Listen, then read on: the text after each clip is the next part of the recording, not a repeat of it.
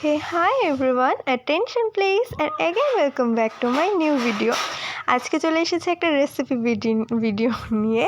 তো বানাচ্ছিলাম হচ্ছে পাপড়ি চাট। হ্যাঁ, তো প্রথমে আমি হচ্ছে আটাটা মেখে রেখে দিয়েছি, সেটার মধ্যে অল্প একটু তেল নিয়েছি, একটু সোডা আর হচ্ছে নুন দিয়ে কালো জিরা দিয়ে ভালো করে মেখে রেখে দিয়েছিলাম কিছুক্ষণ। তারপরে সেটাকে বেলে নিয়ে একদম পাতলা করে বেলে গোল গোল করে আমি গ্লাস দিয়ে টুকরো করে ভেজে নিয়েছি, একটু মুচমুচে করে যেন, কারণ একদম পাতলা হলেই কিন্তু মুচমুচে হবে, না হলে কিন্তু সেটা নেতিয়ে যাবে পরে।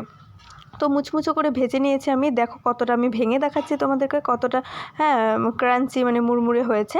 এখানে আমি আবার তোমাদের দেখিয়ে নিয়েছি যে কী রেডি করেছি। এখানে তো ওই পাপড়ি চাটের, আর করেছি হচ্ছে ওখানে একটা গ্রিন চাটনি আছে, যেটা ধনিয়া পাতা আর কাঁচা লঙ্কা ব্লেন্ড করে একসাথে, আর টক দই আমি ফেটিয়ে রেখেছি, আর কুচনো পেঁয়াজ নিয়েছি, সেদ্ধ করা আলু নিয়েছি, হাতে আমি হালকা হাতে ভেঙে নিয়েছি কিছুটা, ভালো করে মানে মিহি করিনি, একটু গোটা গোটা আছে। আর নিয়েছি ঝুরি ভাজা, আর মিষ্টি চাটনি যেটা বানিয়েছে সেটা খেজুর আর গুড় দিয়ে আমি এই জাস্ট একটা চাটনি বানিয়ে নিয়েছি। তো সেগুলো দিয়ে চলো এখন রেডি করি।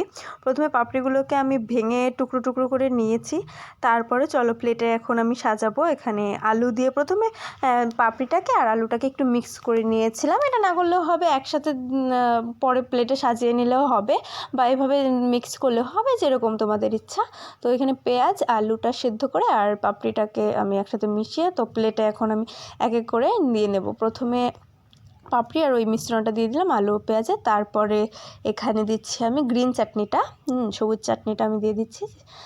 দেন আমি এখানে দেব হচ্ছে মিষ্টি চাটনিটা, তারপর টক দই দেবো। যে যেমন খেতে তুমি মিষ্টি পছন্দ করো, বা এটাতে একটু মিষ্টি মিষ্টি খায়, আবার তোমার যেমন পছন্দ তুমি মিষ্টি দিতেই পারো। আর তারপর আমি টক দইটা এখানে দিয়ে নিচ্ছি উপরে, তারপর উপর থেকে ঝুরি ভাজা, তারপর তোমাদের ইচ্ছে মতো যত ঝুরি ভাজা দিতে পারো। তারপরে এটাতে বাদাম, তারপরে কিশমিশ সব কিছুই দেওয়া যায়, চানাচুর সবই দেওয়া যায়, তোমাদের যা যা ইচ্ছা তোমরা তাই দিতে পারো। তো আমি এগুলো দিয়ে দিলাম, আমি ঝুরি ভাজাটাই অ্যাভেলেবেল ছিল, আমি দিয়ে দিয়েছি।